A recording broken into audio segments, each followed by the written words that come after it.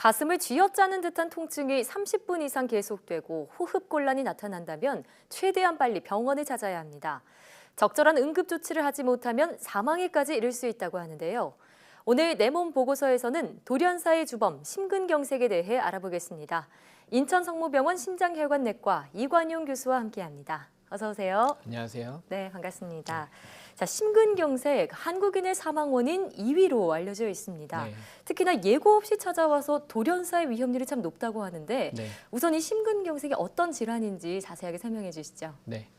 일단 심장은 수축과 이완 작용을 하면서 전신에 퍼져 있는 혈관을 통해 혈액을 공급하는 중추적인 역할을 합니다. 예. 심장도 피를 공급받는데 크게 세 가닥의 관상동맥을 통해 필요한 산소와 영양분을 공급받습니다. 네. 하지만 나이가 들면서 혈관의 가장 안쪽막에 콜레스테롤 침착이 일어나는데요. 예. 그럼 혈관이 좁아지다가 그 부분이 파열돼서 혈전이 형성이 됩니다. 그 혈전으로 인해서 혈관이 갑자기 막히게 되면 예. 심장 근육이 괴사를 하게 되는데 이것이 바로 심근경색입니다. 그렇군요.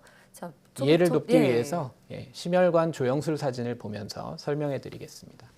정상 관상동맥 사진과 죽상동맥 경화증으로 인한 관상동맥 협착 사진이 있는데요. 중간 부분에 혈관이 막힌 게 보이시죠? 주로 심한 가슴 통증이 이럴 때 동반되지만 때로는 이러한 증상 없이 돌연사로 이어지기도 합니다. 지금 하얗게 잘린 듯하게 보이는 저 부분이 심장 혈관이 막힌 그런 부분이군요. 네, 맞습니다. 네. 자, 특히나 요즘같이 추운 겨울철에 이런 심근경색으로 인한 돌연사 위험이 급증한다고 들었습니다. 네, 그렇습니다. 네, 이 겨울철에 급격히 기온이 떨어지기 때문인 건가요? 네. 겨울철에 기온이 급격한 변화가 일어나면 혈관이 유연하게 대응하지 못하는 데 있습니다. 날씨가 추워지면 몸은 체온을 유지하기 위해 말초혈관을 수축시키면서 신체에서 열이 손실되는 것을 방지하게 됩니다. 네. 이때 혈관 수축으로 인해 신체의 혈액 공급이 줄어드는 것을 방지하기 위해 심장은 더 빠르게 뛰게 되는데요. 네. 그러면 혈압을 상승시켜서 심장의 부담도 커지게 됩니다. 또한 혈관의 수축은 혈관벽에 이미 형성되어 있던 죽상경화반을 터뜨릴 수도 있습니다. 네. 이는 곧 혈전의 생성으로 이어져 급성 심근경색이 발생할 수도 있습니다. 예. 실내와 실외의 온도 차이가 커질수록 그 위험이 증가하고 같은 원리로 겨울 한파뿐 아니라 일교차가 심한 환절기에도 급성 심근경색이 잘 발생합니다. 네, 그러니까 겨울철이나 환절기에 특히나 심혈관 질환 주의를 해야겠네요. 네, 그렇습니다. 네, 자, 이런 급성 심근경색 최근 들어서는 얼마나 발생하고 있는 추세인가요? 네, 통계청 자료에 따르면 우리나라 하루 평균 급성 심근경색 환자 발생 건수가 3년 만에 24.1%가 증가했습니다. 예. 2014년 하루 평균 78.7명이었던 국내 급성 심근경색 환자가 2017년에는 하루 평균 97.7명으로 늘어나는 등 꾸준히 증가하고 있습니다. 그러네요. 특히 돌연사의 80에서 90%를 차지하는 급성 심근경색은 발견 즉시 치료를 한다고 해도 사망률이 30에서 40%가 넘고 증상이 심각하면 1시간에서 2시간 이내에 사망할 수도 있으므로 평소에 미리 알고 예방하는 자세가 중요하겠습니다. 네, 일단 3년 만에 20% 이상 증가한 것도 놀랍지만 2017년 기준으로 하루에 100명 가까운 사람들이 급성 심근경색을 앓고 있다고요. 네, 그렇습니다. 왜 이렇게 많이 발병하고 있는 건가요? 네, 일단 나이가 들면 혈관이 점점 망가지기 시작을 합니다. 그래서 심근경색 발생률이 높아지는 건데요. 네. 흡연이나 고혈압, 고지혈증, 그리고 당뇨병은 심근경색의 4대 위험인자입니다. 예.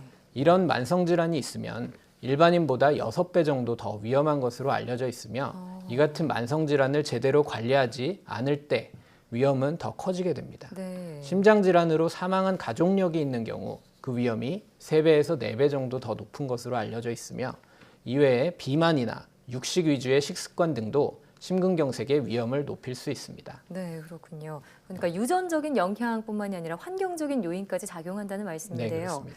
이 심근경색 증상 하면은 저는 주로 가슴이 쥐어짜는 듯한 그런 통증이 생각이 납니다. 네. 그런데 이 증상이 사람마다 다르기도 하고 앞선 또 증상이 없는 분들도 있다고 하셨는데 그럼 주로 어떤 증상이 나타나나요?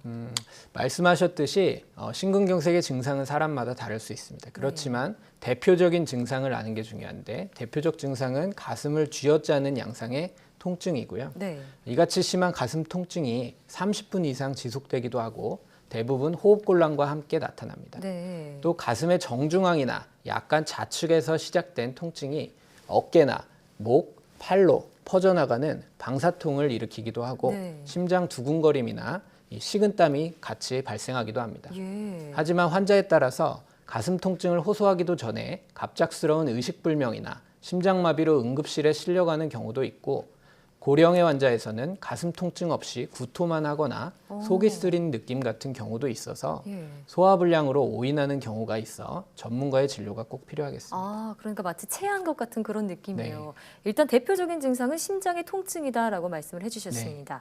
자, 또 이 협심증과 같은 질환으로 찰떡할 수 있다 이런 얘기도 들었는데 네. 이 심근경색과 협심증 어떤 차이가 있나요? 네, 흔히 협심증과 혼동하는 경우가 있습니다.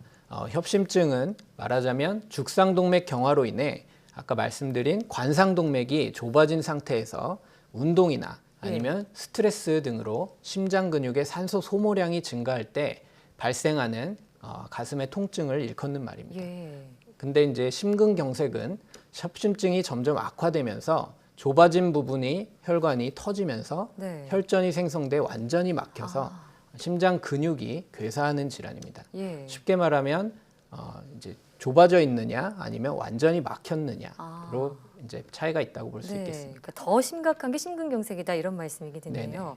근데 협심증은 또 가만히 있다 보면 증상이 사라지기도 한다고요. 네, 협심증은 말씀하셨듯이 운동을 중지하거나 그리고 안정을 취하면 통증이 사라지지만 예. 심근경색은 통증이 나타나고 시간이 지나도 통증이 사라지지 않으며 의식을 잃고 쓰러지기도 합니다. 예. 관상동맥은 구경 70%까지 막혀도 별다른 증상을 느끼지 못하는 경우가 있습니다. 그리고 70% 이상이 막혀야 비로소 협심증 증상이 나타나기 때문에 예. 더욱 조심해야 됩니다. 네.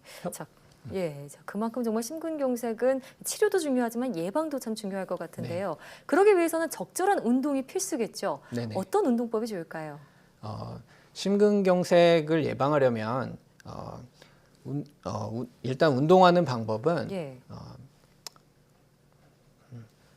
하루에 3회 이상 그리고 한 번에 이제 30분에서 60분 이상 시행하는 것이 좋고 예. 그리고 준비 운동 5분 그리고 본 운동 이제 30에서 40분 그리고 정리 운동 5분 정도가 적정합니다. 네. 이제 준비 및 종료 단계에서는 무게를 주지 않는 가벼운 체조나 스트레칭이 바람직합니다.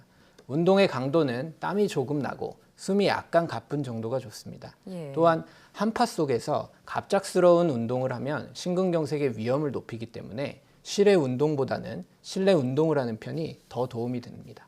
예, 그렇군요. 자, 그럼 또 어떤 예방법이 있는지 짧게 설명 부탁드릴게요. 네, 심근경색을 예방하려면 결국에는 그 근본적인 원인이 되는 관상동맥의 협착을 예. 막는 것이 중요합니다. 이 동맥 경화증의 위험 요인을 줄여야 되는데요. 적절한 운동도 도움이 되겠습니다. 네. 그 당뇨나 고혈압, 고지혈증 등의 만성 질환을 적절히 관리하고 특히 흡연 및 비만 같이 바꿀 수 있는 이런 위험 인자를 없애도록 노력을 해야 합니다. 네. 위험 요소가 많은 환자일 경우 애매한 흉통이 있다면 선별 검사를 통해 심근경색 위험을 예측할 수가 있습니다. 예. 운동부하 검사와 관상동맥 CT 검사가 이에 해당이 되는데요. 최근 연구들에 따르면 진단 후 5년 이상 된 당뇨병 환자 등의 선별적인 고위험 환자에서는 증상이 없어도 관상동맥 CT 검사를 시행하면 예. 미래 심근경색 그리고 심혈관 합병증의 위험을 예측하는 데 더 큰 도움이 된다고 합니다. 네. 자, 그러니까 증상이 있을 때 빨리 병원을 찾는 것도 중요하지만 네. 한번 알았던 적이 있으신 분들은 자주자주 검진을 받는 게 좋겠네요. 네. 네, 알겠습니다. 자, 지금까지 인천성모병원 심장혈관내과 이관용 교수와 함께했습니다. 오늘 말씀 고맙습니다. 네, 감사합니다.